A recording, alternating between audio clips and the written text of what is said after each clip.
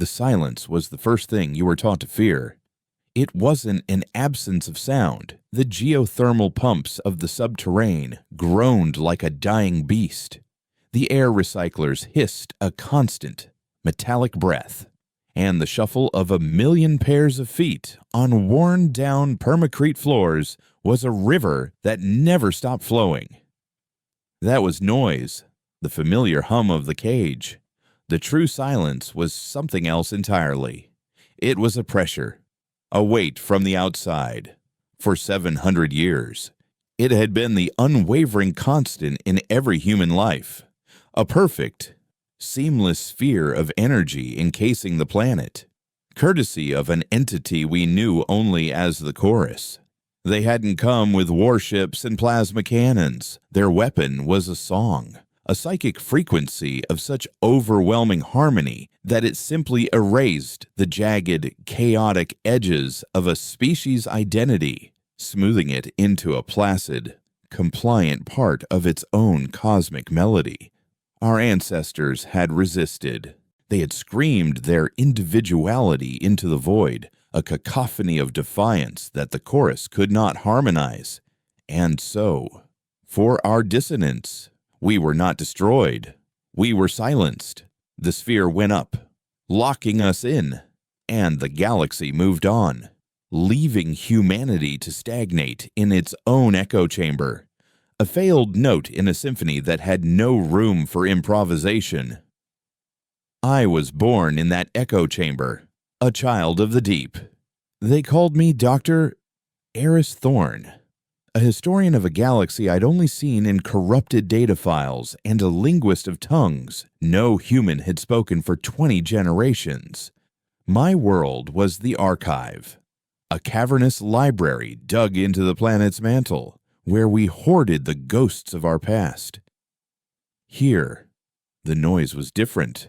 It was the crackle of a degraded audio file of a man named Armstrong stepping on the moon, the digital ghost of a symphony composed by a deaf man named Beethoven, the recorded speeches of forgotten leaders who spoke of freedom and self-determination with a passion that felt alien, almost obscene. In the sterile quiet of our time, I spent my days sifting through this glorious, beautiful noise, trying to understand the species we had been before we became prisoners. But there was another sound in my head, a phantom limb of the psyche. Faint, dissonant whispers that I'd felt since childhood, the ghost echoes of the chorus's first and only attempt to sing us into submission. Most people felt nothing. But for a rare few, the scarred silence left behind a ringing in the soul, a constant reminder of the God that had walled us in. For me, it wasn't a ringing. It was a conversation I could almost understand the day the world changed. It began not with a bang, but with a flicker. A single, pure note pierced the 700-year-old silence. It wasn't loud. It was a crystalline chime that resonated not in the ears, but in the bones, in the very marrow of the soul. In the archive's main rotunda, the low hum of researchers and scribes ceased. A woman sorting through pre-silence literature dropped her datapad, a beatific smile spreading across her face as a single tear rolled down her cheek. A grizzled engineer, a man who had spent his life patching the failing systems of our subterranean world, sank to his knees, his face slack with a profound, unearned peace. I felt it too, a wave of blissful serenity that promised an end to all struggle, all questions, all pain. It was the most seductive thing I had ever experienced, and it terrified me more than death. The ghost echoes in my mind, usually a discordant hum, suddenly snapped into focus, harmonizing with this new, external note. For a fleeting second, I felt a connection, a sense of belonging to something vast and eternal. And in that moment of connection, I felt my own name, my own history, my own anxieties begin to dissolve like salt in water. I fought it. I clawed at my own consciousness, focusing on the most discordant sounds I could remember: the shriek of a poorly maintained mag lift, the angry shouts of a rations dispute, the heartbreaking cry of a child from a 20th century war recording. I clung to the noise. I clung to the pain. The blissful note receded, leaving me shaking and drenched in a cold sweat. The ghost echoes in my head, now a screaming, agitated static. Around me, people were slowly coming back to themselves, confused, disoriented, looking at each other as if waking from a shared dream. The silence field, our perfect, impenetrable prison, was failing, and the chorus was knocking on the door. I was summoned to the warden's office, the highest and deepest point of the subterrane, a place carved from the bedrock at the very core of our city. Warden Eva Rostova was a woman forged from the same pragmatic, unyielding stone. She was the inheritor of a 7-century-long watch, a lineage of letters whose only job was to manage humanity's slow, quiet decay. Her face was a mask of hard lines and quiet exhaustion, but her eyes missed nothing. They were chips of obsidian that seemed to absorb all the light in the Spartan, metallic room. She didn't rise when I entered, her hand steepled on the surface of a steel desk that bore the scars of her predecessor's frustrations. "Report," she commanded, her voice low and devoid of preamble. It was the voice of a person who had no time for pleasantries, only problems. The field fluctuated. I said, my own voice still unsteady. A single carrier wave, pure form harmony. It lasted 8.7 seconds. Its psychoactive effect was significant. Rostova's gaze sharpened. Significant, I saw the live feeds. Eris. Half of Sector Gamma went into a state of catatonic bliss. The other half started weeping with joy. It took security teams 20 minutes to quell the serenity. People were hugging the enforcers who were trying to move them to safety. This is not significant. This is a breach.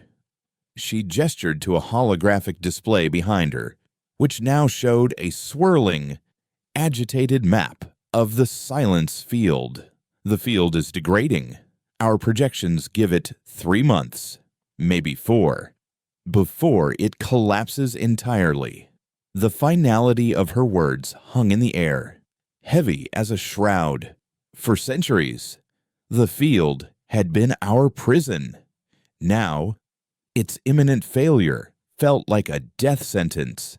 The Council of Sectors is fractured, she continued, her voice dropping even lower. The harmonists believe this is our second chance, a divine invitation to join the chorus and end our suffering. They're preaching submission, a peaceful surrender of the self. She scoffed. A dry, bitter sound. Fools. They mistake a predator's lullaby for a welcome home. I knew of the harmonists, a growing cult that saw our ancestors' defiance as a sin of pride and our long isolation as a purgatory from which we were finally being offered release. And the others I asked, though I already knew the answer. Rostova's hand drifted to a small, locked panel on her desk. The others support the Echo Protocol.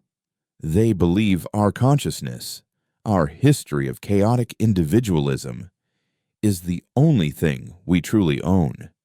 And if the chorus comes to claim it, we deny them the prize. The Echo Protocol, humanity's final, spiteful act of defiance, a doomsday weapon not aimed at the enemy, but at ourselves. A synchronized pulse from a network of psychic resonators deep within the Earth's core. designed to wipe every human mind clean, leaving behind nothing but empty vessels. A scorched earth policy for the soul. It was a legacy of our ancestors' final, desperate days, a guarantee that if we could not live as humans, we would not live at all. Annihilation or assimilation, I murmured. That's all we have left for the first time. A flicker of something other than iron resolve crossed the warden's face.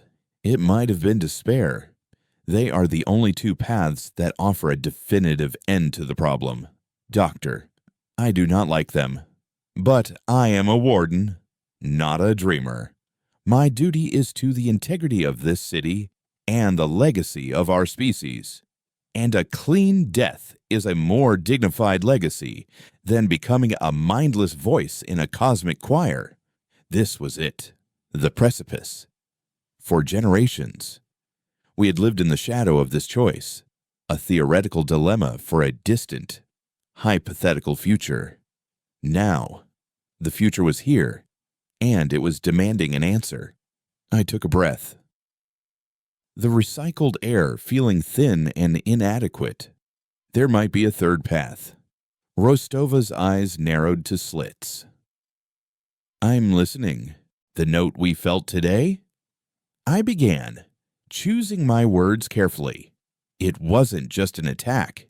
It was structured. It had syntax. The chorus doesn't conquer.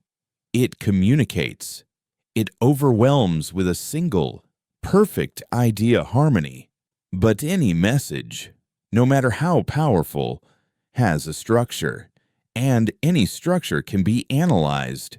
Any code can be broken. I leaned forward, my hands finding the cold steel of her desk.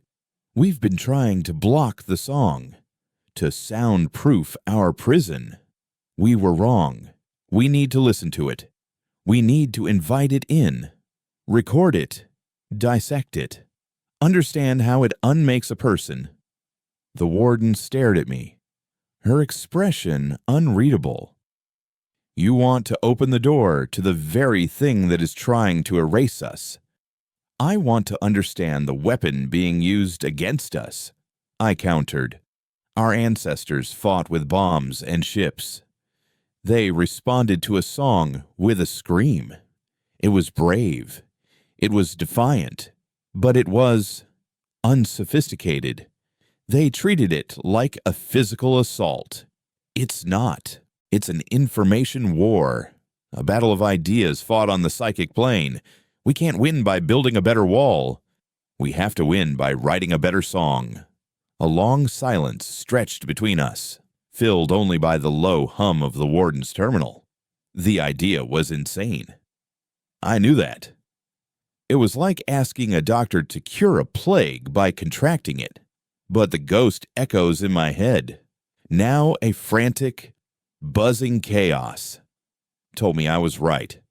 The chorus had a language, and I was, perhaps, the only human left who was predisposed to hear it. And how do we write this better song, Rostova asked, her voice laced with a heavy, corrosive skepticism. With noise, I said, the word feeling wholly on my tongue. With everything the chorus is not, we weaponize our discord.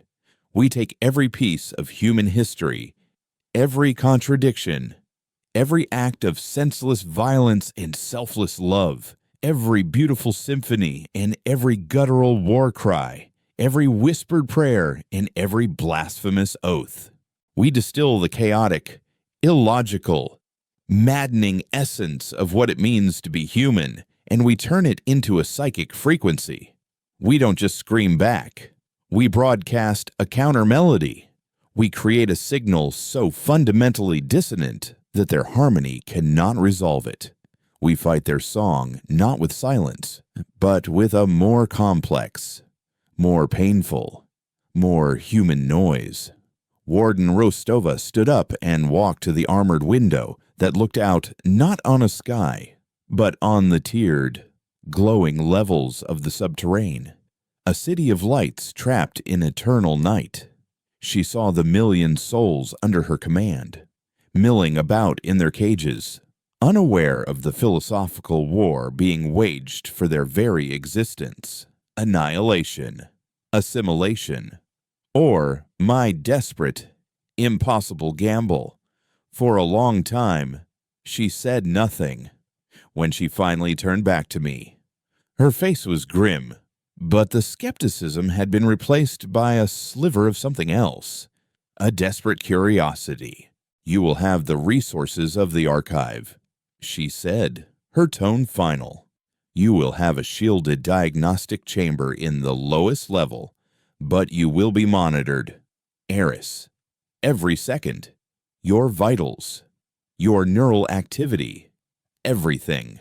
The moment your cognitive functions show the first sign of harmonization, the moment you start to agree with them, I will personally disconnect you. Violently." It wasn't an offer. It was a leash. But it was enough. And the channel I asked. "How do I get a clear signal?" The warden returned to her desk and her hand rested on a covered console. 700 years ago, before the field was fully formed, our ancestors placed a single deep space comms buoy just outside the sphere. A listening post in case the chorus ever spoke again. It's been dormant ever since. She input a code, and a dull red light on the console blinked to life. "I am giving you the key. You will be opening a direct, unfiltered, real-time channel to the chorus. No buffers, so no shields." She looked me dead in the eye, her own reflecting the crimson light. "May whatever god you archivists pray to have mercy on your mind, because I will not."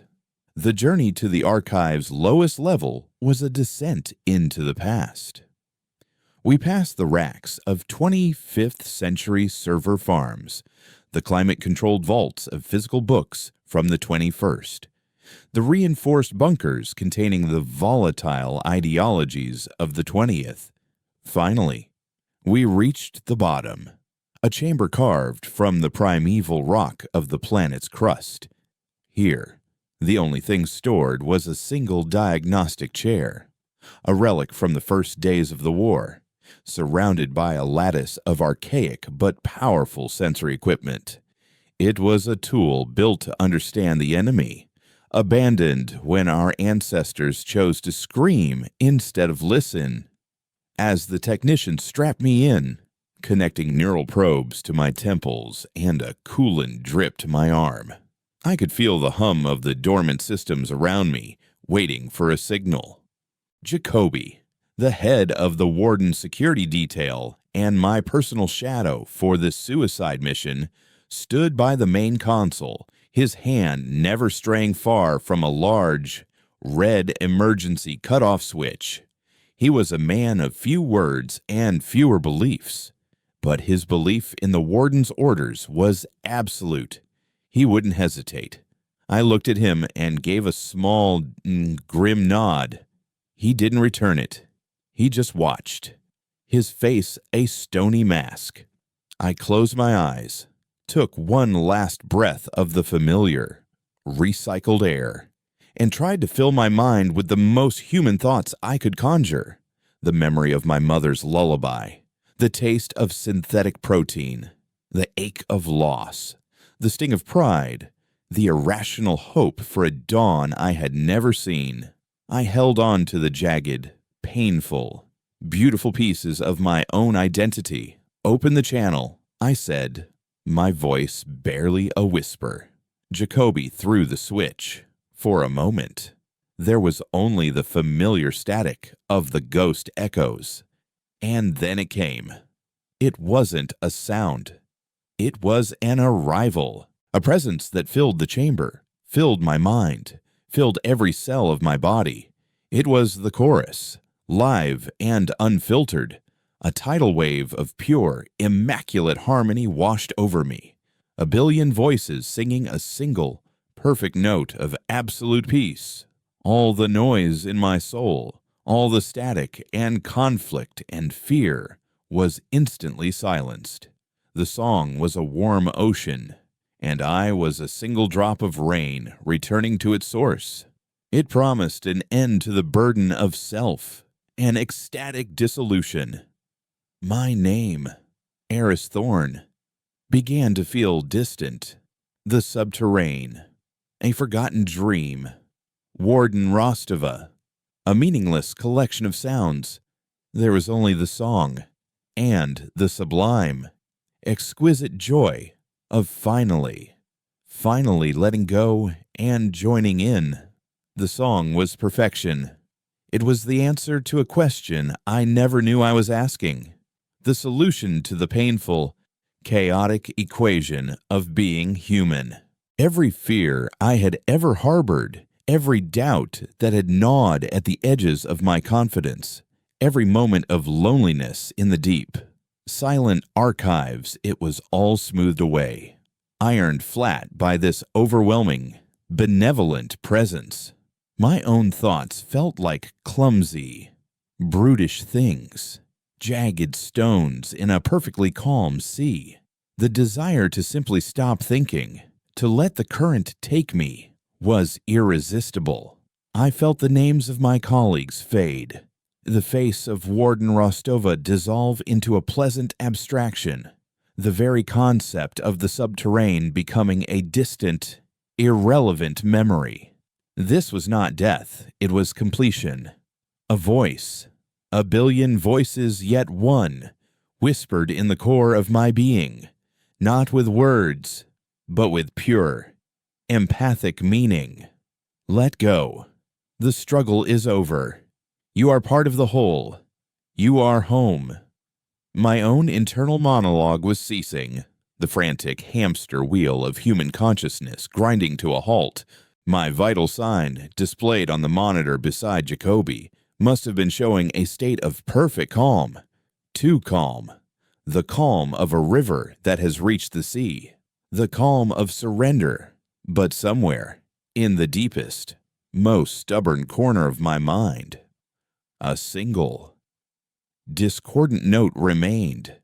It was the ghost echo, the psychic scar tissue that had haunted me my whole life.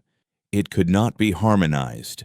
It was a flaw in my own code, a piece of static that the perfect signal of the chorus could not overwrite. And in that tiny pocket of internal noise, an idea sparked, not a thought, but a primal, animal instinct for survival.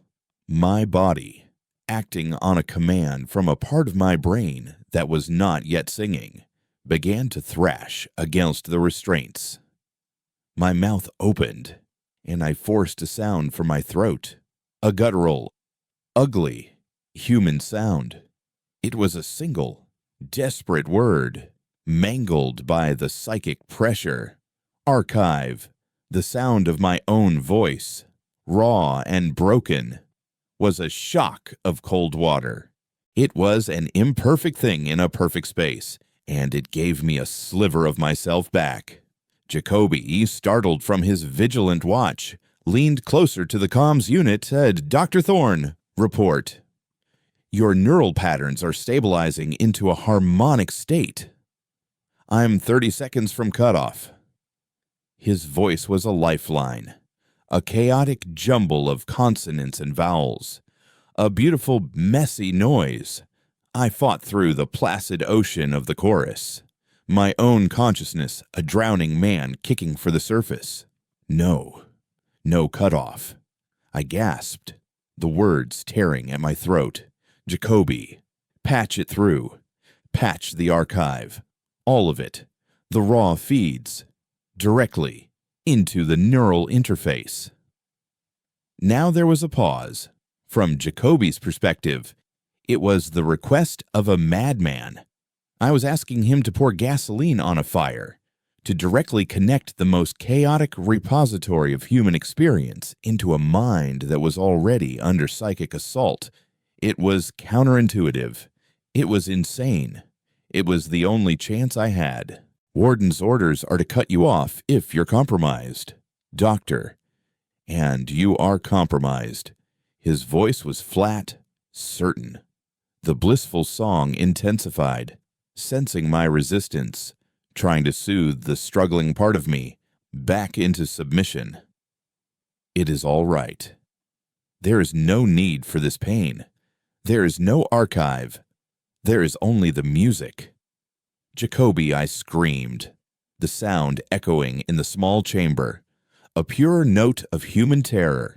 The noise, I need the noise. Trust me, I don't know what he saw on the monitors or what he heard in my voice, but something made him hesitate.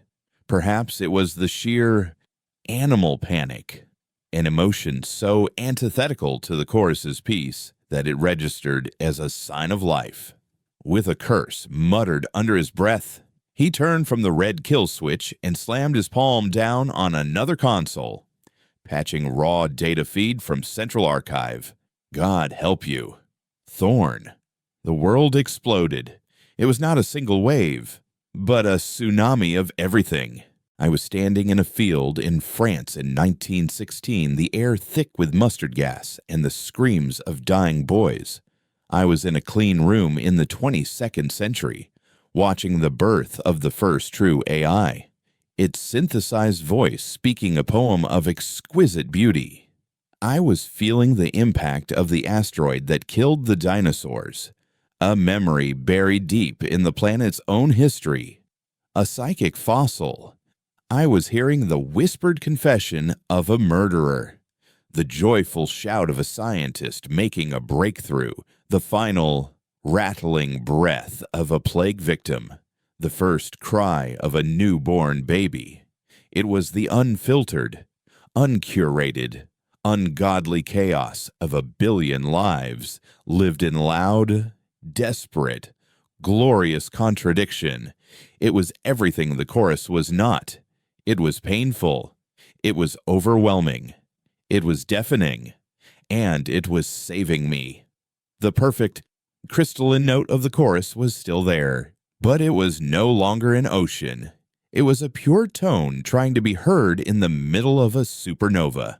The sheer, multifaceted cacophony of human experience was a shield, a buffer of psychic static, the love and the hate, the creation and the destruction, the genius and the madness. It was all one vast, contradictory, and dissonant signal. I was no longer Eris Thorn, a single man. I was a vessel for all of it, a conduit for the agonizing, beautiful noise of my species. And from that vantage point, anchored in the storm of my own history, I could finally do what I had come here to do. I could listen, with the noise of humanity as my shield. I turned my attention back to the chorus, but this time not as a victim, but as a scholar. I began to parse the signal, to look past the overwhelming harmony and analyze its structure. It was not a single voice, as I had first thought. It was a choir. Yes, but a choir of trillions upon trillions of voices, each one a different species from a different world, all of them smoothed and polished into a single, cohesive whole. I could feel their ghosts, the faint, vestigial echoes of what they had once been. I felt the pride of a silicon-based life form that had built cities of crystal, now just a faint, shimmering overtone in the grand song. I felt the fierce, maternal rage of an insectoid species, now a low, resonant thrum of protective love. I felt the playful curiosity of a gas-based intelligence that had danced in the rings of a gas giant, now a fleeting, whimsical arpeggio. They had all been unique. They had all been dissonant. And they had all been harmonized. The chorus was not a conqueror. It was a collector, a curator of consciousness that believed individuality. The very thing I was using as a shield was a form of suffering. It saw the struggle, the fear, the ambition, and the pain that came with a singular existence as a cosmic sickness. Its song was the cure, a final, the eternal peace that came at the cost of the self. This was not an act of malice. In its own vast, alien way, it was an act of compassion, a terrible, suffocating, homogenizing compassion. As I delved deeper, navigating the currents of this psychic ocean, I sensed a structure, a hierarchy. In the center of the choir, there was a single, anchoring voice. It was not louder, but it was older, purer. The first voice, the original note around which all other harmonies had been built. It was the source, the patient zero of this cosmic harmony. If the chorus had a weakness, it was there. That first voice was the foundation. If you could introduce a dissonance there, not a scream, but a single, perfectly imperfect note that it could not resolve, the entire structure might become unstable. But as I reached for it, a new presence made itself known. It was not another harmonized ghost. It was something else. A gatekeeper, a consciousness that was part of the chorus, but also distinct from it, its harmony laced with something cold and sharp, like a shard of ice in a gentle stream. It noticed me. It focused on me. And it spoke, not in the empathic wash of the whole, but with a chilling, singular clarity, the dissonant variable, the flaw in the silence. You have been observed. You are not the first of your kind to listen, but you will be the last. The raw, chaotic data from the archive, my shield, began to stutter. This new presence wasn't trying to soothe me. It was trying to deconstruct me, analyzing the noise I was using, finding the patterns in my chaos, learning how to harmonize even my discord, the screams of war, the symphonies, the declarations of love. It began to weave them into its own melody, twisting their meaning, turning my shield into a weapon against me. The beautiful, defiant noise of humanity was being assimilated. I was losing ground, and fast.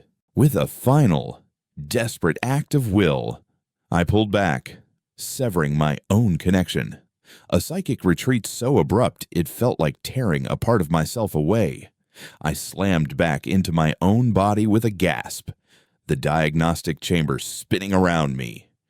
Coolant was dripping onto my forehead, and the taste of blood filled my mouth.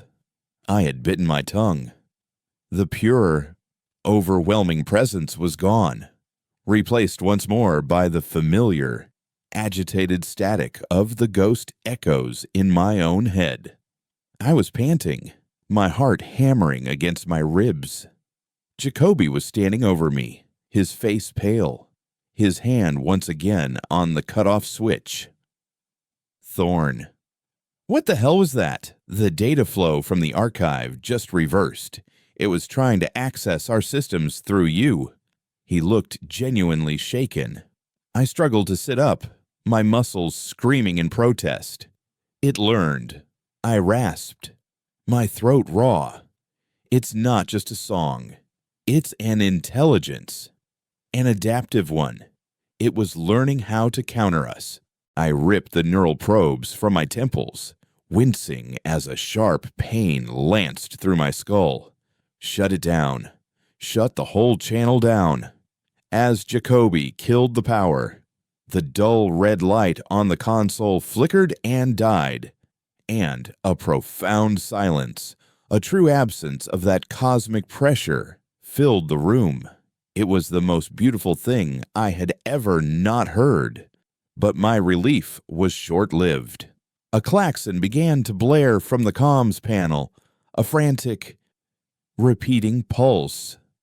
It was the subterrane-wide alert. Jacoby's head snapped towards the speaker. A clipped, panicked voice cut through the alarm. All security to Sector Beta. All security to Sector Beta. The Harmonists have breached the central spire. They've taken the hydroponics bay. They're broadcasting. Dear God. They're broadcasting an invitation.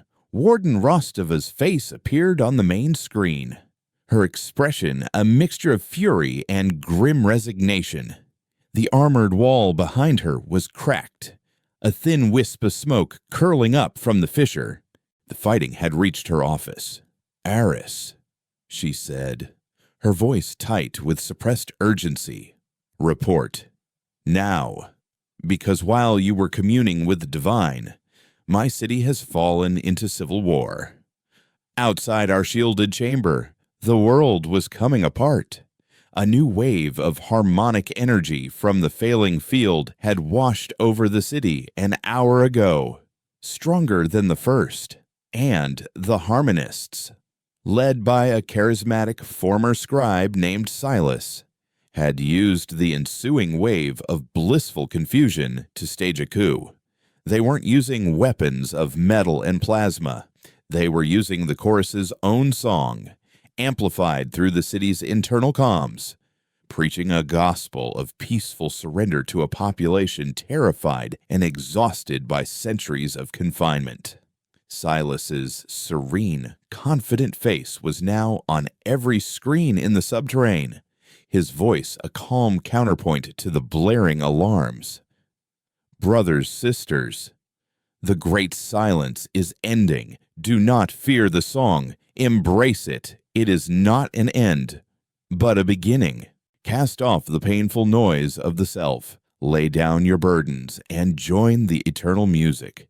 The chorus has come to deliver us from our pride." Crowds were gathering in the main plazas, not rioting, but kneeling, their faces turned up to the speakers, many of them already lost in a state of serene ecstasy. Security forces were trying to push back, but it was like trying to fight a fog. How do you arrest people for peacefully surrendering Rostova's loyalists? The ones who could resist the siren song were falling back, creating a hard perimeter around the core sectors, the armory, the geothermal plant, and the archive. "The Echo Protocol is being prepped," Rostova said, her eyes boring into mine through the screen. "I have a handful of loyalists left who will trigger it if the harmonists reach the core. We have maybe 2 hours before this city falls, either to them or to me. So I ask you again, Doctor, what did you learn?" I took a shaky breath. The chaos in the city, a mirror of the chaos I had just survived in my own mind. I learned that we can't block it, and we can't outscream it. It learns too fast. But I found a weakness, a source, a heart to the song. I looked past Rostova, at the map of the city flickering behind her, the red of harmonist control spreading like a virus. My impossible, insane plan had just become more so. "But to use it," I said, my voice heavy with the weight of what I was about to suggest, "I have to go back in. And this time, I can't just listen. I have to broadcast." Rostova's expression hardened. "Broadcast what?" "Aris, another scream. It will just learn to harmonize it." "No," I said, a desperate, terrifying clarity forming in my mind. "Not a scream, a story. The most dissonant story we have. A story of one person's life, with all its contradictions, its pain, its illogical joys, its senseless sacrifices. Not the cacophony of the whole species, but the focused, unbearable noise of a single, broken soul." Rostova stared at me, understanding dawning in her cold eyes. Whose story? Aris. I looked at Jacoby, then at my own trembling hands. My life had been spent in the quiet, sterile world of the archive, a life of observation, not action. It was not a story worth telling, but I knew someone whose was yours. "Warden," I said quietly. "It has to be yours." Warden Rostova's face on the screen was a study in controlled disbelief. For a fraction of a second, the mask of iron cracked, revealing a flicker of raw, human vulnerability. It was the look of a woman who had spent a lifetime bearing her own history under layers of duty and pragmatism, only to have a madman propose excavating it as a weapon of war. "My life is not a public record. Doctor," she said, her voice dangerously low, each word a chip of ice.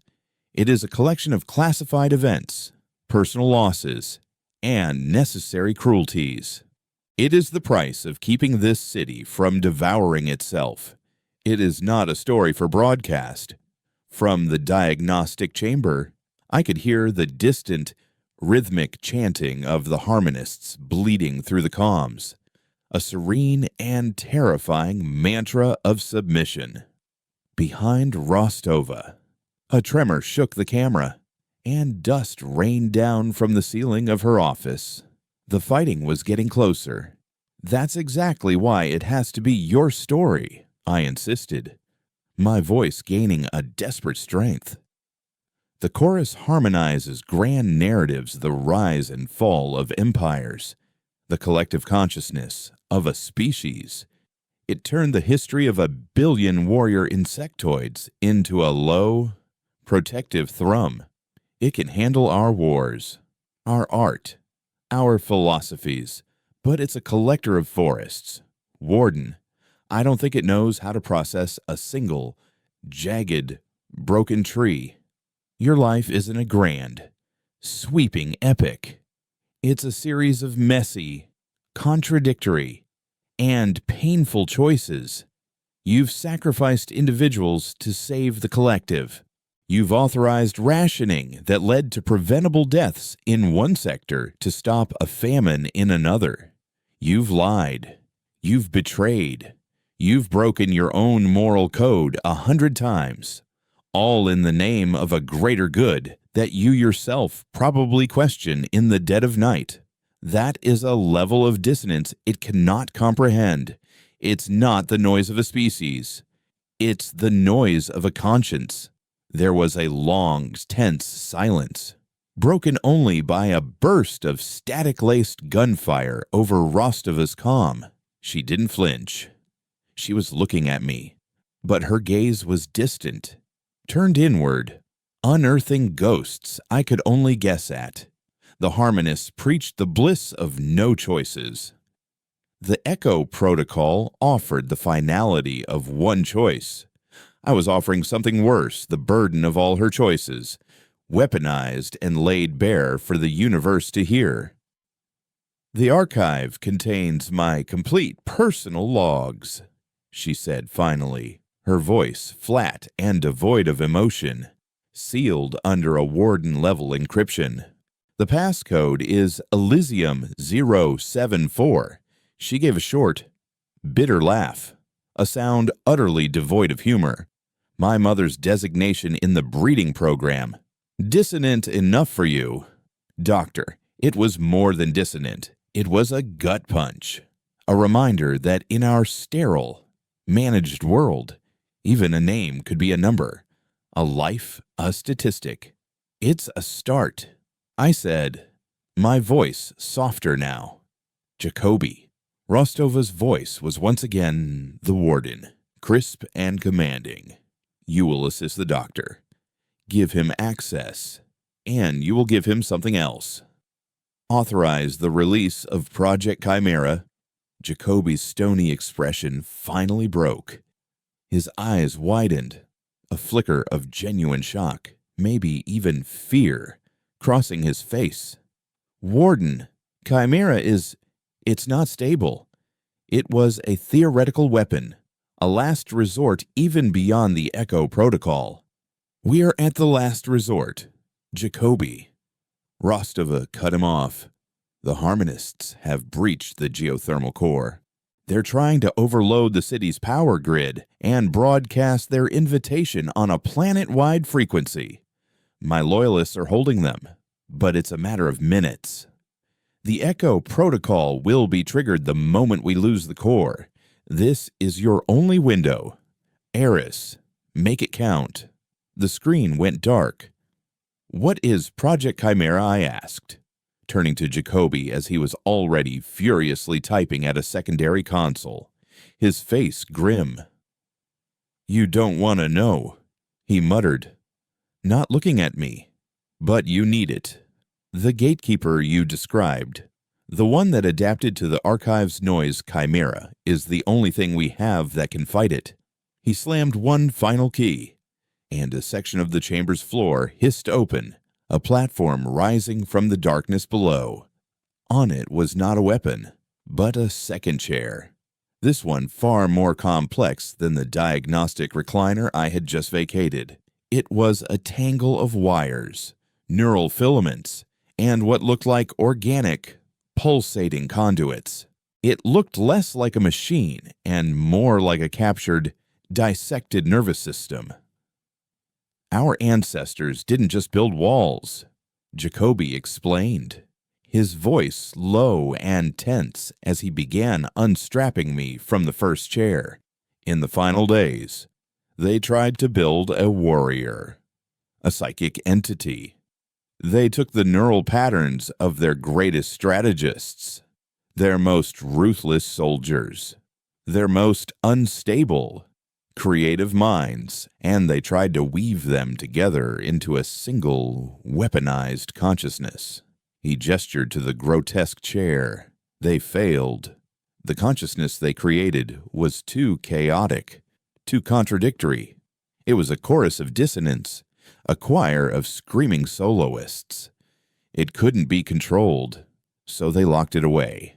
A ghost in the machine. That's chimera. It's not a weapon. It's a barely contained psychic civil war. And you're about to plug it directly into your brain." My blood ran cold.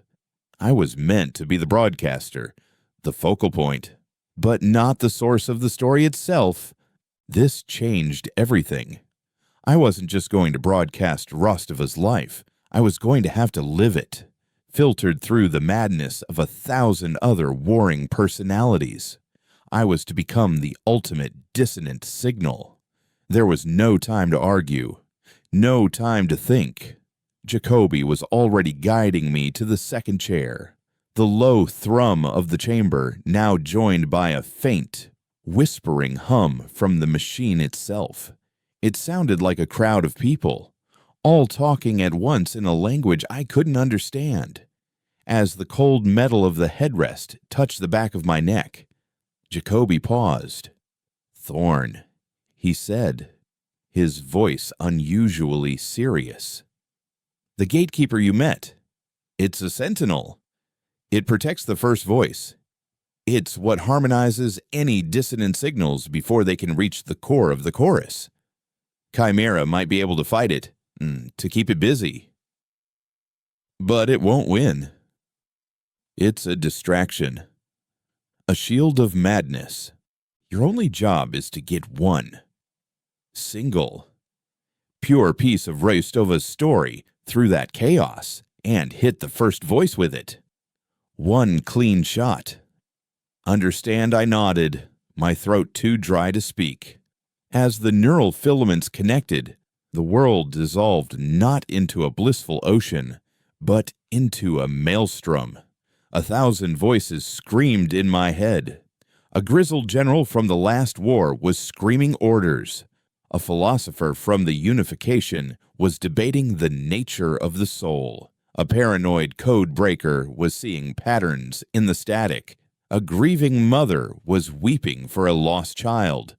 It was the raw, untamed chaos of humanity's most extreme personalities.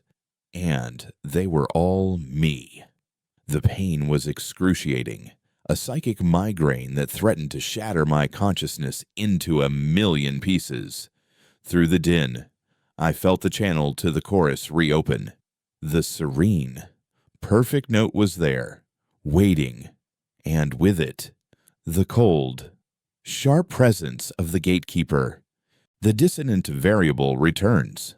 It stated, its psychic voice laced with something akin to curiosity. "And you have brought noise with you." The screaming voices of Chimera immediately focused on the new presence. 1,000 different instincts reacting at once. The general saw an enemy and launched a psychic assault. The philosopher saw a paradox and began to deconstruct its logic. The code breaker saw a pattern and started searching for an exploit. The grieving mother saw only a threat to what was left of her and unleashed a wave of pure, unreasoning fear. It was a chaotic, multi-front psychic war. The gatekeeper, for the first time, seemed taken aback. Its cold, analytical precision was overwhelmed by the sheer, illogical fury of the attack. It was like a master chess player being assaulted by 1,000 pigeons. It couldn't predict the moves because there was no strategy, only raw, untamed, contradictory impulse. This was my window, with the voices of Chimera forming a screaming, psychic shield around me. I reached for the data file Jacoby had just unlocked. Rostova. Eva. Personal log. Entry Zoar Cell 1. The memory was not mine, but it was. I was a 6-year-old girl named Ava, living in the cramped, gray confines of Sector Elysium, the designated sector for the genetically optimized. My mother was a brilliant xenobotanist, a woman with a quiet, fierce love for the strange, mutated lichens that grew near the geothermal vents.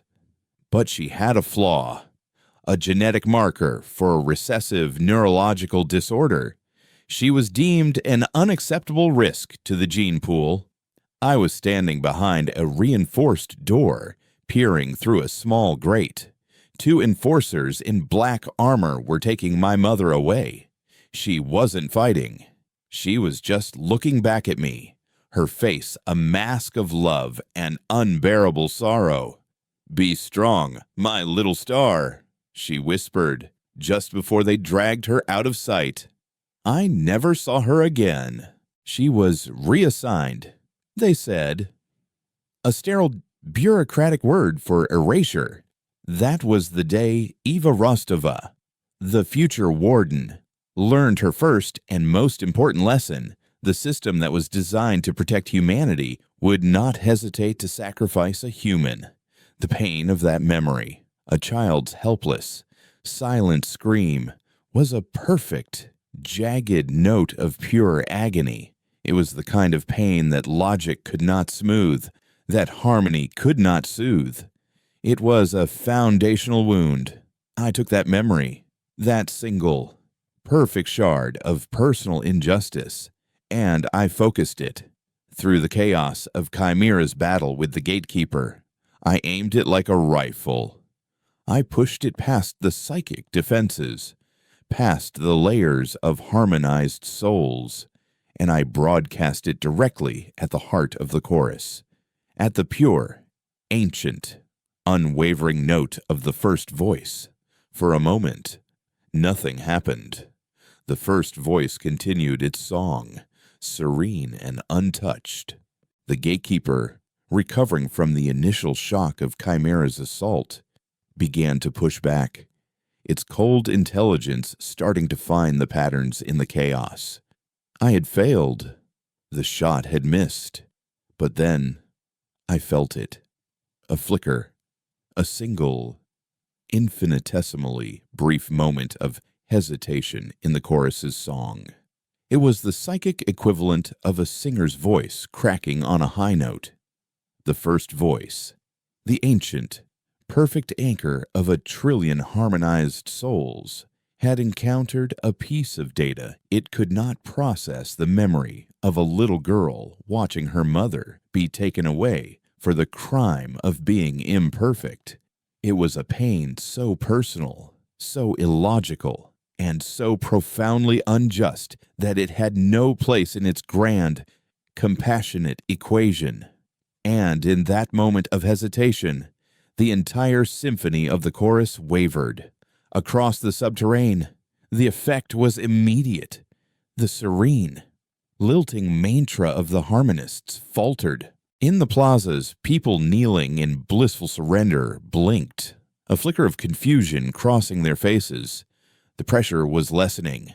Silas, their leader, his face projected on the citywide screens, paused mid-sentence, a look of profound bewilderment on his face. He had felt it too, a sour note in his god's perfect music. The gatekeeper felt it as well. Its focus shifted from me, from Chimera, to the source of the instability. It redoubled its efforts to shield the first voice, to contain the psychic damage. The screaming in my head intensified as the gatekeeper began to methodically dismantle the Chimera consciousness, its cold logic finally gaining the upper hand over the raw chaos. The general's psychic attacks were deflected. The philosopher's paradoxes were solved. The code breaker's exploits were patched. One by one, the voices in my head were being silenced, harmonized into the gatekeeper's own song. I was losing my shield. I had one more shot, one more memory I could fire before the gatekeeper found me, the broadcaster at the heart of the storm. I dove back into Rustova's logs, searching for the next piece of the story, the next jagged note in the warden's painful, dissonant life. The voices of Chimera were dying. The grizzled general went silent with a final, psychic cry of defiance. The philosopher's elegant deconstructions were resolved into a simple, placid hum. The gatekeeper was a relentless tide of logic, and the chaotic, human shoreline of my shield was eroding with terrifying speed. I had seconds. I plunged back into the depths of Warden Rostova's memories, the raw data flooding my consciousness.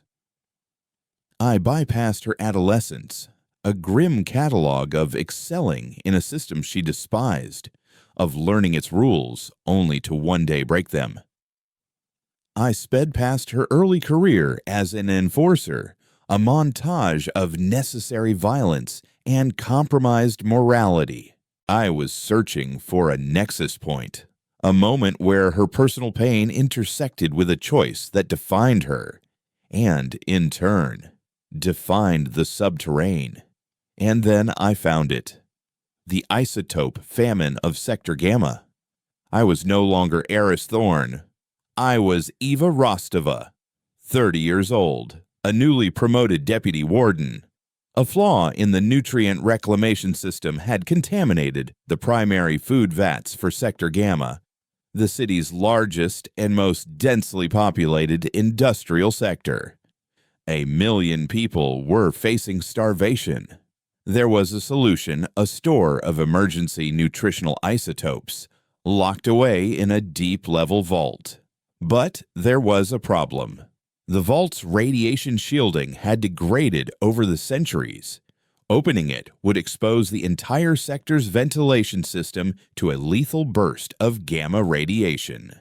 The engineers were clear they could retrieve the isotopes and feed the million, but the radiation leak would condemn the 20,000 people in the adjacent, smaller Sector Delta, the sector that housed the city's primary medical facilities and its most experienced doctors, to a slow, agonizing death from radiation poisoning. It was an impossible choice.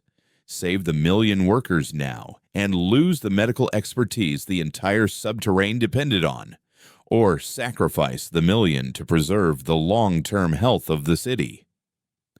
The warden at the time, a man named Corvin, was paralyzed by indecision, lost in ethical debates and fruitless attempts to find a third option that didn't exist. People were already dying in Gamma. Riots were breaking out. The city was on the brink of collapse. I saw through Rostova's eyes as she stood in the chaotic command center, the screams of starving citizens echoing from the comms. I felt her cold, pragmatic fury at Corvin's weakness, and then I felt her make the choice. She didn't argue. She didn't debate. She bypassed the warden's authority, took 2 loyal enforcers, and marched to the vault herself. I felt the heavy, lead-lined door groan open under her command. I felt the invisible wave of radiation wash past her, a ghost of heat against her skin, and I felt the profound, soul-crushing weight of the 20,000 death sentences she had just signed. She saved the million, but the memory was not of a hero's triumphant, difficult choice. It was the memory of walking through the dying halls of Sector Delta a week later, of seeing the faces of the doctors and nurses she had condemned, of a young girl, no older than she had been when her own mother was taken, coughing up blood and looking at her with eyes that held not hatred, but a terrifying, empty understanding. Rostova had not flinched. She had looked that dying child in the eye and walked on, because she had to. Because showing weakness, showing remorse, would have shattered the fragile order she had just paid for in blood. This was not a story of sacrifice for the greater good. It was a story of a woman becoming a monster to hold back the monsters at the gate. It was the story of a conscience being deliberately, methodically, and necessarily amputated for the sake of survival. It was a perfect, howling chord of dissonance, with the last screaming voice of Chimera as my shield. I broadcast it. I didn't just send the memory, I sent the feeling. The cold sweat on Rostova's skin, the metallic taste of irradiated air, the gut-wrenching guilt, and the ironclad resolve that crushed it. I sent the silent scream of the dying girl in Sector Delta. I aimed it at the crack in the first voice, the flaw I had opened with the first memory. This time, the effect was not a flicker. It was a fracture. The pure, ancient note of the first voice did not just waver, it split. An audible, psychic dissonance echoed through the entire chorus. It was the sound of a perfect harmony encountering a paradox it could not resolve, an act of profound cruelty committed out of profound necessity, an act of love for a species that required the murder of its own. In the subterrane, the harmonist's chant dissolved into a confused babble. People were staggering to their feet, shaking their heads as if waking from a long dream. The blissful peace was gone, replaced by a jarring, uncomfortable silence. Silas, their leader, was clutching his head, his face contorted in pain. "The song is broken," he whispered, his words broadcast across the city. "The music is wrong." The gatekeeper, its psychic voice now laced with something that felt like alarm, abandoned its assault on me. The remnants of Chimera fell away, leaving my own consciousness naked and exposed. But the gatekeeper ignored me. Its entire being was now focused on containing the damage to the first voice, trying to mend the psychic fracture, to force the discordant note of Rostova's choice back into some semblance of harmony. It was a psychic triage, a desperate attempt to save the heart of its god. But I wasn't finished. Rostova's life was a symphony of such choices, a long, brutalist masterpiece of necessary evils. I was just the conductor. I had its attention now. I had created a wound, and I was going to pour salt in it. I dove back in, not for a single memory, but for the overarching theme, the unifying dissonance of her entire life. I found the memory of her ordering the execution of her own mentor, a man she loved like a father, because he had become a liability, his compassion a threat to her cold calculus of survival. I found the memory of her authorizing the Echo Protocol, the decision to hold the gun to her own species' head, a choice of such profound, nihilistic defiance it bordered on insanity. I took every hard choice, every necessary betrayal, every moment she sacrificed a piece of her own soul to keep the machine of human survival running, and I wove them together. It wasn't a story anymore. It was a testament to the ugly, brutal, and utterly human art of survival. It was a declaration that our existence was not a beautiful song to be harmonized, but a jagged, bleeding wound that refused to heal. I broadcast this final, terrible symphony of a single, burdened human life. The first voice did not just fracture, it shattered. The psychic backlash was catastrophic. I felt a wave of pure, undiluted agony wash out from the core of the chorus, not my agony, or Rostova's, but the agony of the first voice itself. For the first time in its eons-long existence, it was experiencing true, unresolved dissonance. It was feeling the pain of a choice with no right answer. It was feeling the burden of a single, imperfect, human soul. And it was a pain it could not endure. The connection severed, not by me, not by Jacoby, but by the chorus itself. It slammed a psychic wall down, cutting off the source of its pain, quarantining the dissonant variable that was poisoning its perfection. The silence field around Earth, which had been failing for months, suddenly snapped back to full strength, not as a prison, but as a desperate act of self-preservation. They weren't locking us in anymore. They were locking us out. My mind, suddenly free of both Chimera and the chorus, fell into a profound, exhausted silence. The last thing I saw before I lost consciousness was Jacoby's face leaning over me, his usual stony mask replaced by a look of sheer, unadulterated awe. "Thorn," he whispered, his voice full of disbelief. "They're gone. They ran."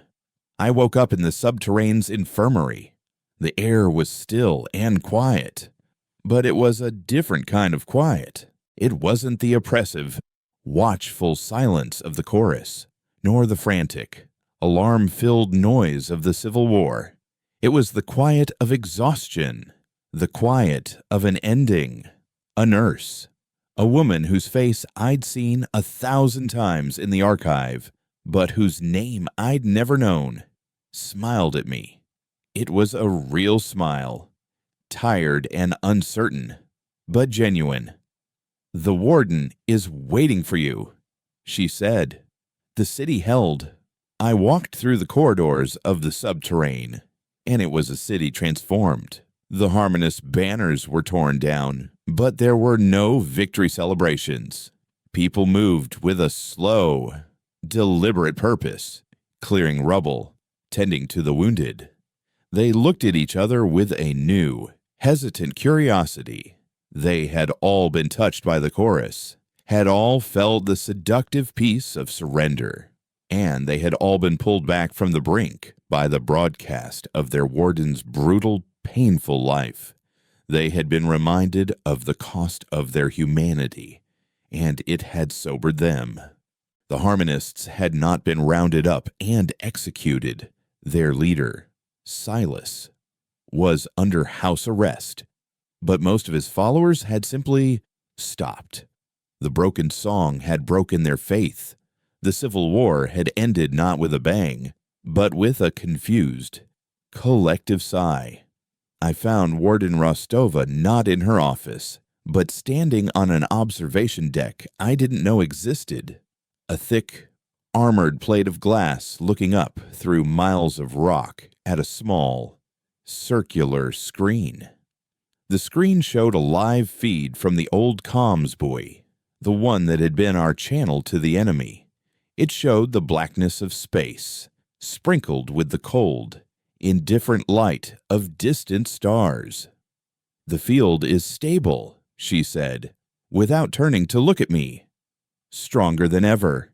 In fact, our prison has been reinforced. It's not a prison anymore," I said, my voice hoarse. "It's a quarantine." She finally turned, and for the first time, I saw the full weight of the years on her face. The iron mask was gone, replaced by a profound, soul-deep weariness.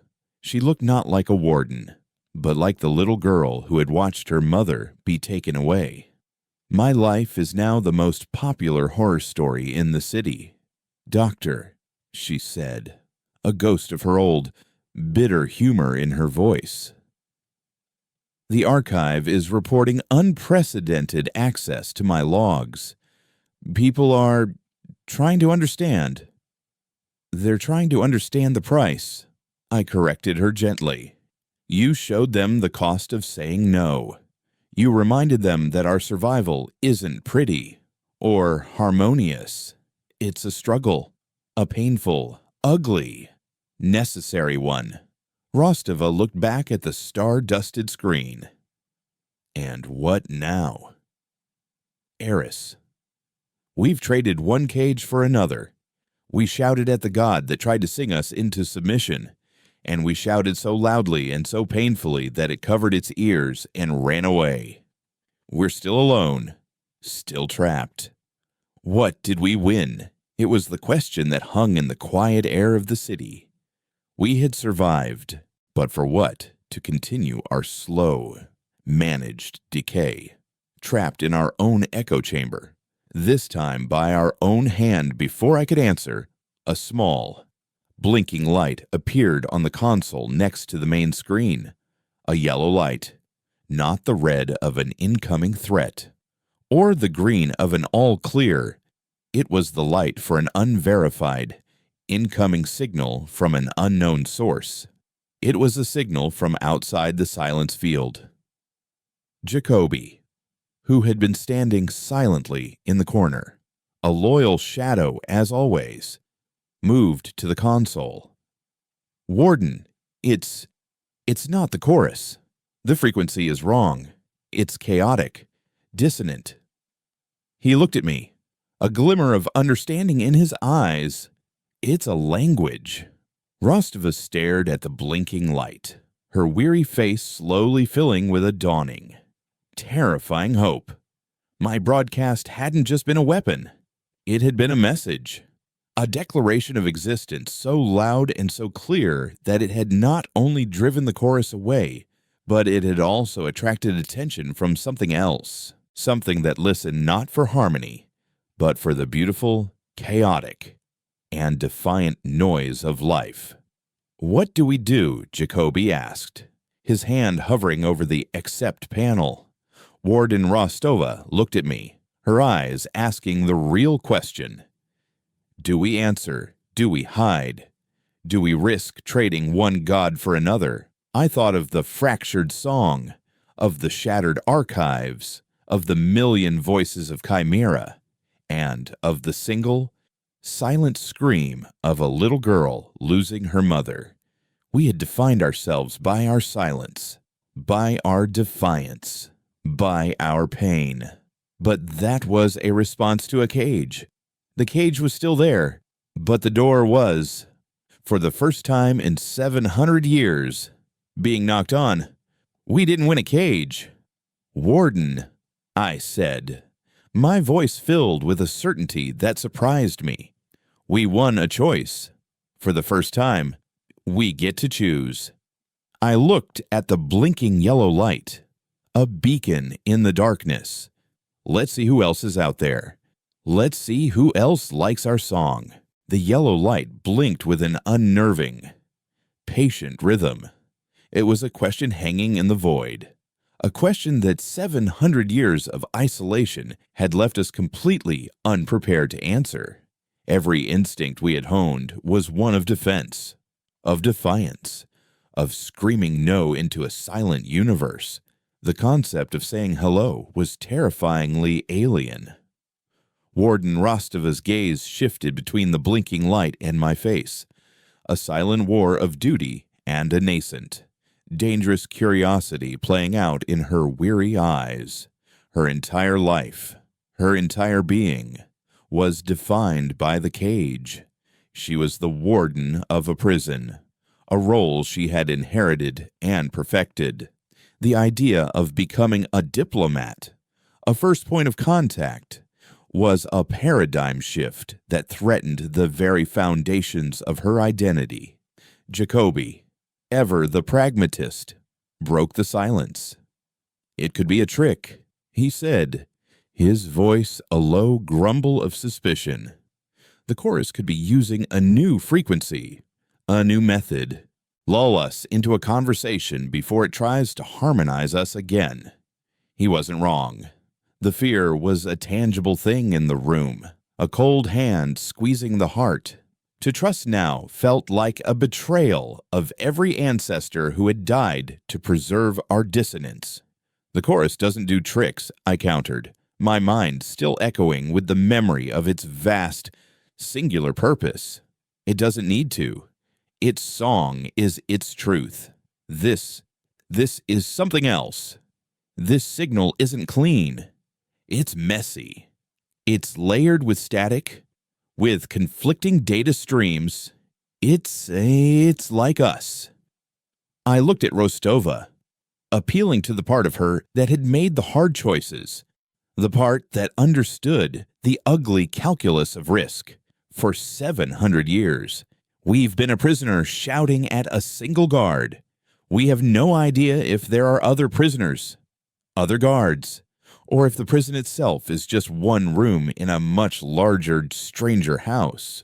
This is the first time someone else has knocked on our cell door. Not answering is a choice. 2. It's a choice to remain a prisoner forever. The word forever hung in the air.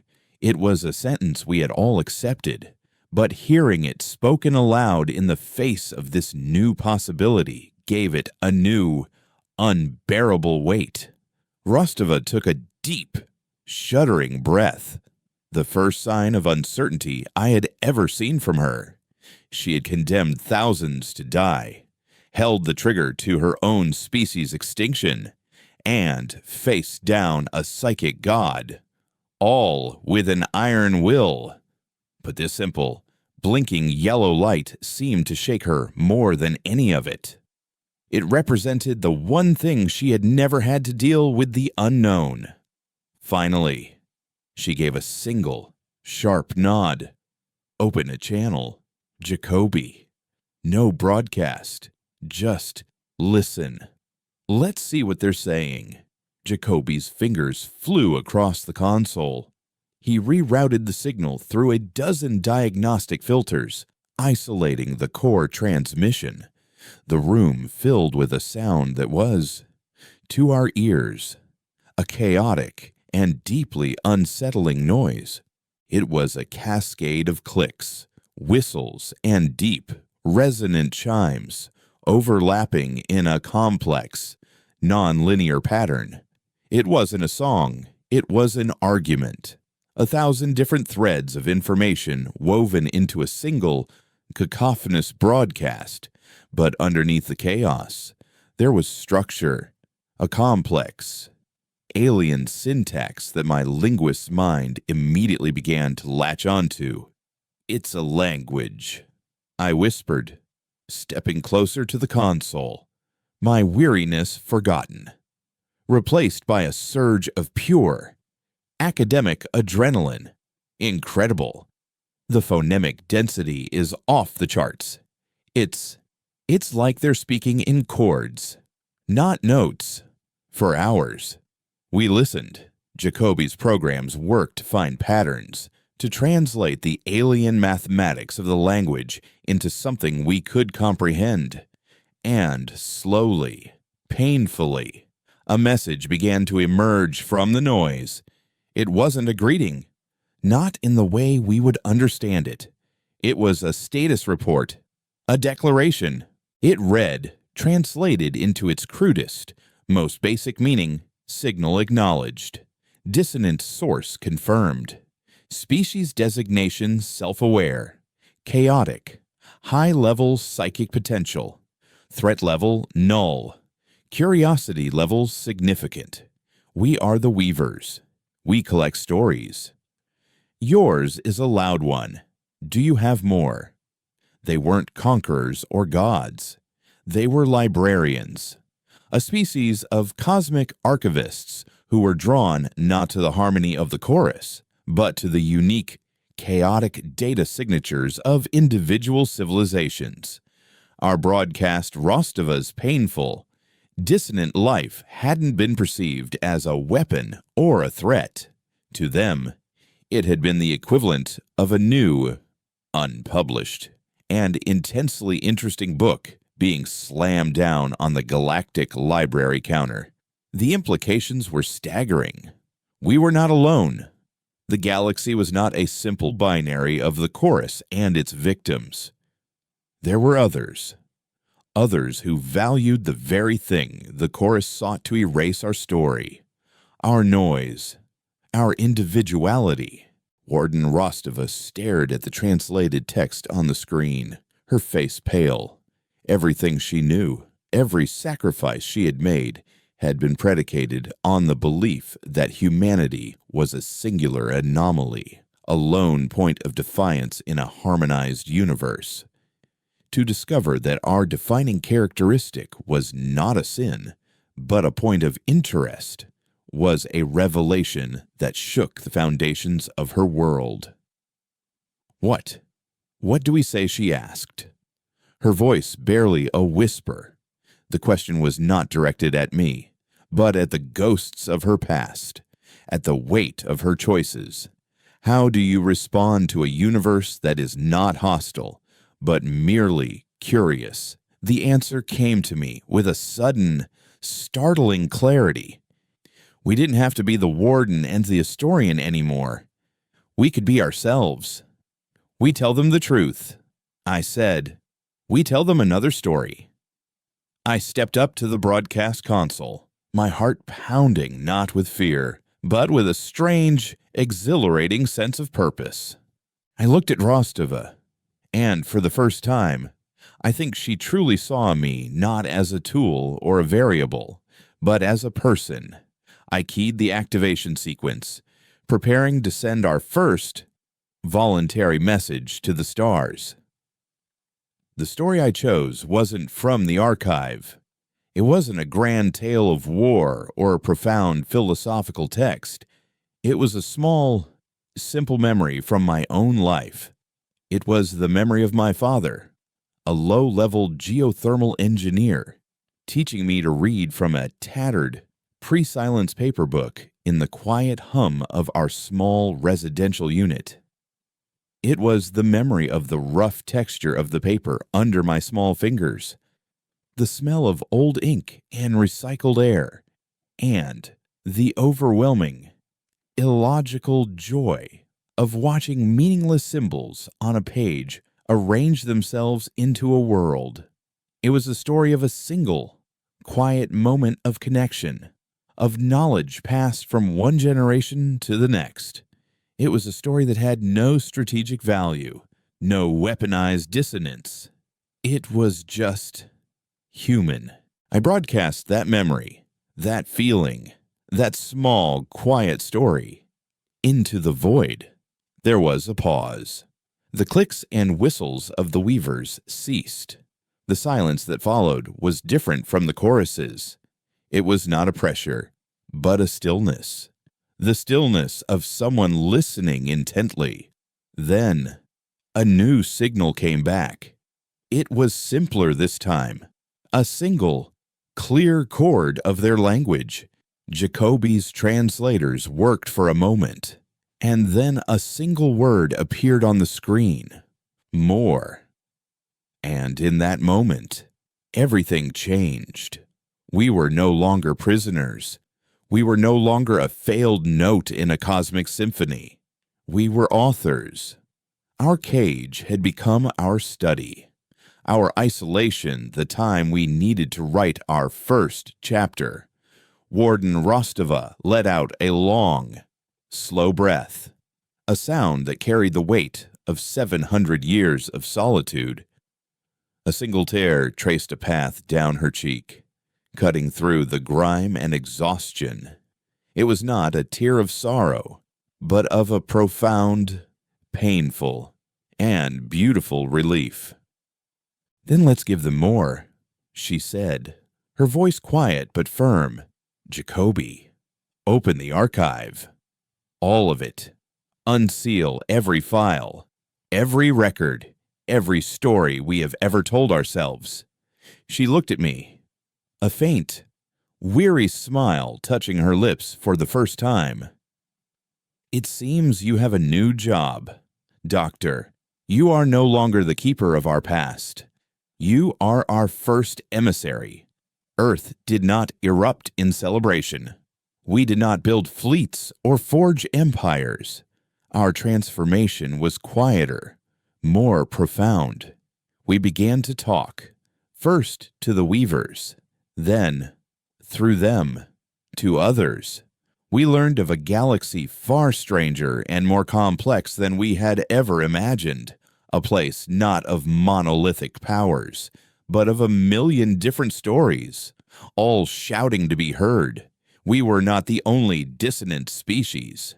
We were just one of the loudest. The silence field remained, but it was no longer a prison wall. It became a screen door, a membrane through which we could communicate, trading our stories for theirs, learning the vast, chaotic, and beautiful language of the universe. I spent the rest of my days in that chamber, no longer the diagnostic room of a weapon, but the communication hub of a new kind of civilization. With Rostova at my side, no longer just a warden, but a chancellor, we guided our people through their first, faltering steps into a larger world.